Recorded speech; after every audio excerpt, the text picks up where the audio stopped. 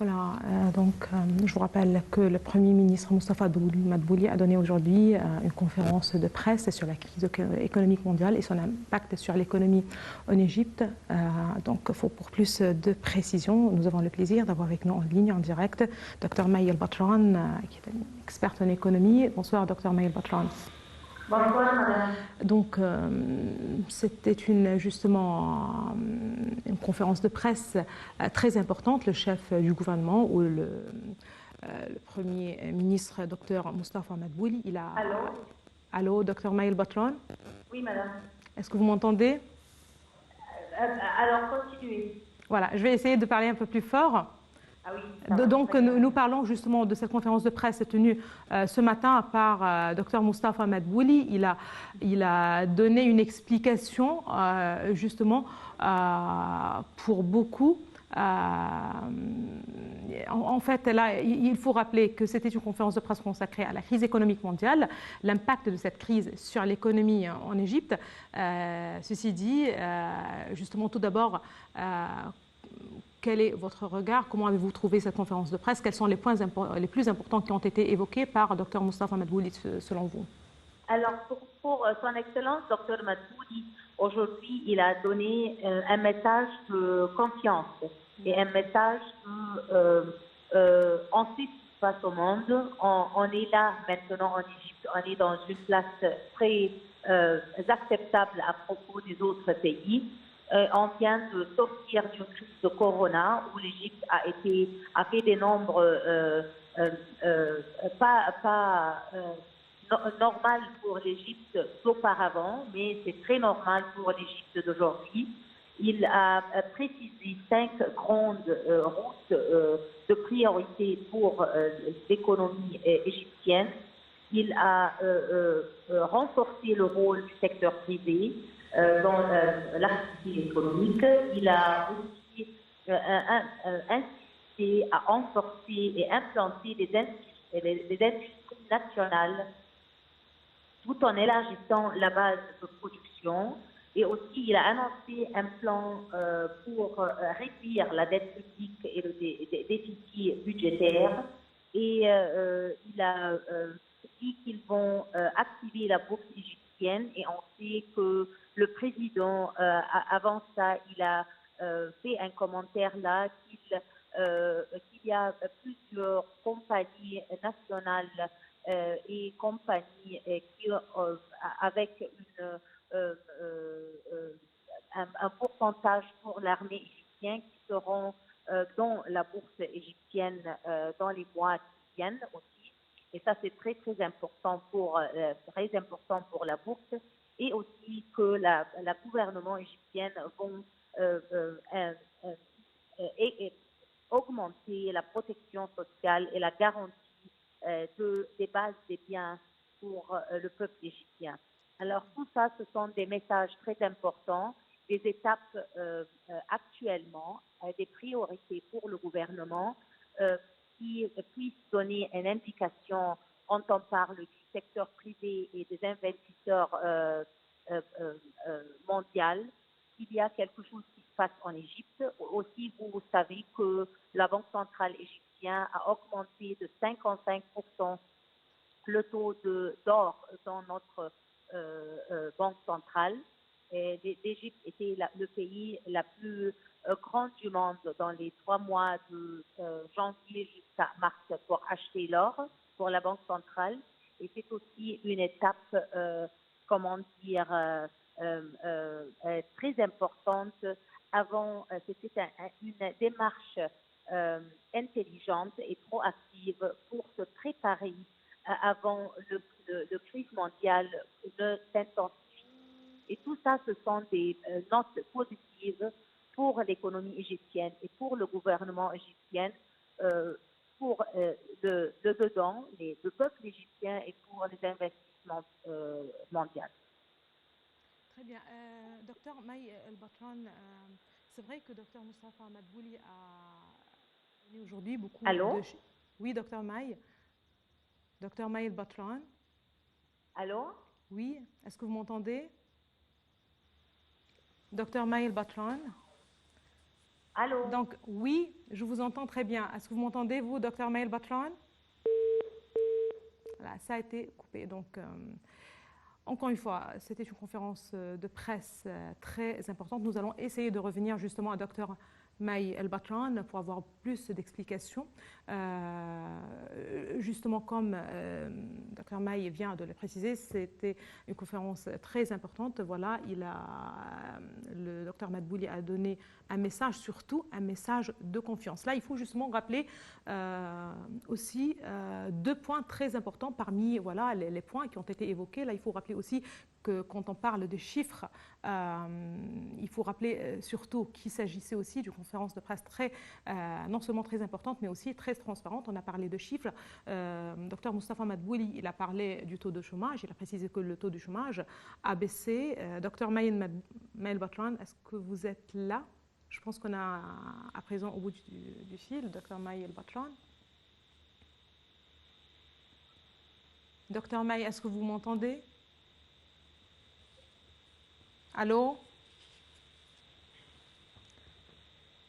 Allô, Dr Maël Batran? Dr Maël Batran, vous êtes experte en économie. Bon, il me semble qu'il y a un certain problème technique. Merci beaucoup de vos explications.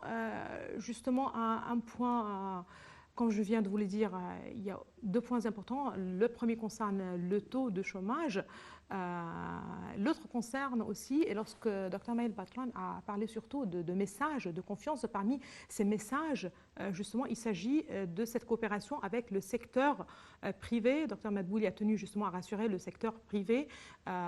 Il a aussi précisé qu'une cellule ou un comité au sein du gouvernement directement lié au Premier ministre sera chargé justement d'étudier les plaintes ou les commentaires des investisseurs, puisqu'il s'agit surtout d'un message de confiance aussi aux investisseurs et au secteur privé. À présent, Madame, Monsieur, nous allons passer au dossier des relations égypto-émiraties. Donc on parle certainement de relations historiques, mais aussi de relations stratégiques qui lient l'Égypte et les Émirats arabes unis, des relations qui reposent sur une prise de conscience et de compréhension commune de la nature justement des relations régionales et internationales qui consolident la sécurité. Voilà, je vous le rappelle, c'était un commentaire sur les relations historiques et stratégiques qui lient l'Égypte et les Émirats arabes unis. Nous allons revenir justement à ce dossier, mais nous avons le plaisir de justement d'avoir avec nous en ligne, en direct, encore une fois, Dr Maï El Batran, qui est une experte en économie. On parlait justement de cette conférence de presse tenue par le chef du gouvernement ce matin. Dr Maï El Batran, est-ce que vous m'entendez? Dr Maël Batran, vous êtes experte en économie. Justement, on parlait, vous avez mentionné justement des messages qui ont été justement dévoilés ou adressés par le chef du gouvernement aujourd'hui et aux Égyptiens, mais aussi aux investisseurs, au secteur privé. Donc j'aimerais bien en fait m'arrêter là, parce que lorsque vous avez parlé de messages, il faut justement rappeler que Dr Madbouli, il a parlé certainement du processus global de développement économique de l'Égypte, de ce processus de développement. Il a parlé de l'infrastructure, des efforts qui ont été déployés par le pays au cours des dernières années, justement. Il a expliqué comment le pays a pu justement faire face à cette pandémie de coronavirus, à quel point justement le pays a pu réaliser un certain progrès malgré cette crise économique mondiale, cette crise sanitaire qui a affecté certainement l'économie du monde entier. Et là, il s'est adressé surtout au secteur privé. Il a voulu aussi rassurer le secteur privé. Il a précisé qu'une cellule ou un comité sera formé au sein du gouvernement et qui sera directement rattaché au bureau du Premier ministre et qui devra justement résoudre et écouter les investisseurs qui peuvent justement avoir des plaintes ou un problème ou quoi que ce soit en fait. Alors, Madame, merci. Quand vous avez mentionné maintenant, l'Égypte n'est jamais seule, mais maintenant, avec la technologie, avec le 21e siècle et la 4e révolution industrielle, on est toujours un petit village. Et quand vous avez commencé par mentionner les Emirates et que notre pays copine et voisine il y a beaucoup de relations avec les autres pays arabes et en particulier les Emirates. Et c'était un ami de l'Égypte, un ami qui a aussi été un membre de notre armée égyptienne dans 1993. Alors c'était un ami qui a vécu avec l'Égypte, Cheikh Khalifa, rahimahullah, et il a vécu avec l'Égypte des crises égyptiennes et arabes en général dans les 40 ou 50 ans, et avant lui, Cheikh Zayed aussi, rahimahullah. Alors maintenant, comme l'Égypte n'est pas seule dans les pays arabes, l'Égypte n'est jamais seule dans le monde aussi. Et la crise de Corona, c'était une crise mondiale où l'Égypte a fait des nombres très très respectifs, des nombres vraiment qui demandent un respect du monde entier.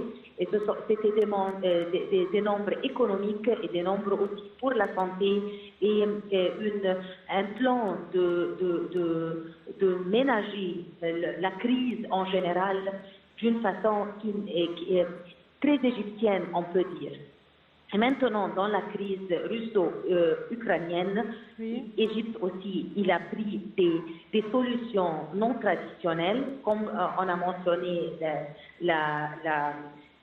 l'or dans la banque centrale. On peut aussi mentionner l'électricité et l'interconnexion électrique que l'Égypte fait maintenant avec l'Europe et avec l'Afrique, qui n'était pas avant cette année-là. On a fait des nombres très grands dans l'énergie électrique pour l'Égypte aussi. Et particulièrement, et aussi on fait des nombres non précédents pour le canal de Suez, d'une hauteur de 13% de moyens. Et on a fait aussi en Égypte un excès de balance pétrolière avec un taux d'augmentation dans les environs 30%. On a fait cette année-ci 12 milliards de dollars contre 7 milliards dans 2020. Et on a aussi en Égypte, alors tout ça, c'était des étapes dont le gouvernement égyptien a pris avant que la crise se forme pour avoir une situation balancée interne, une situation particulière sur le plan mondial en général. On a un surplus d'électricité qu'on exporte, on a un surplus de matières pétrolières, on a un surplus dans le canal de Suez. Alors ce sont tous des positifs dans un monde en général négatif, ou un monde avec des crises avant, une crise après l'autre. Mais on est bien préparé. On est parti du monde, mais on est bien préparé, alhamdoulilah. Très bien. En fait, Dr Moustapha Madbouli a aussi parlé de cet intérêt accordé par le gouvernement à baisser un petit peu les importations. Oui, Dr Maï. Donc, je vous remercie infiniment, Dr Maï El-Batran. Vous êtes experte en économie. Merci beaucoup de vos précisions. Là, justement, on peut revenir au dossier des relations entre l'Égypte et les Émirats arabes unis. Rappelons que le chef de l'État, le président Abdel Fattah el-Sisi, s'est rendu hier à Abu Dhabi pour présenter ses condoléances et les condoléances de l'Égypte après le décès de Cheikh Khalifa Ben Zayed Al Nahyan, mais aussi pour féliciter Cheikh Mohammed Ben Zayed Al Nahyan, qui assume à présent les responsabilités des Émirats arabes unis, devenant en fait son président. Là, pour enchaîner, on reste avec les relations entre le Caire et Abu Dhabi. Là, il faut rappeler qu'une coopération très étroite entre l'Égypte et les Émirats arabes unis a lieu dans les différents domaines. Là, quand on parle À titre d'exemple, on parle de l'immobilier, mais aussi du secteur énergétique. Je vous rappelle que des représentants du gouvernement d'Égypte et des Émirats arabes unis se sont rencontrés fin avril dernier pour renforcer les relations bilatérales entre les deux pays. Les principaux points de la réunion ont été le développement des relations internationales, la coopération dans les différents domaines, mais aussi la négociation de nouvelles opportunités d'investissement et la coopération entre les deux États dans les domaines susceptibles de renforcer justement l'étroite amitié entre les deux pays. Parmi ces domaines de coopération, on parle en fait du secteur de l'énergie. Tout de suite, notre collègue Dalia Karam vous propose plus de détails.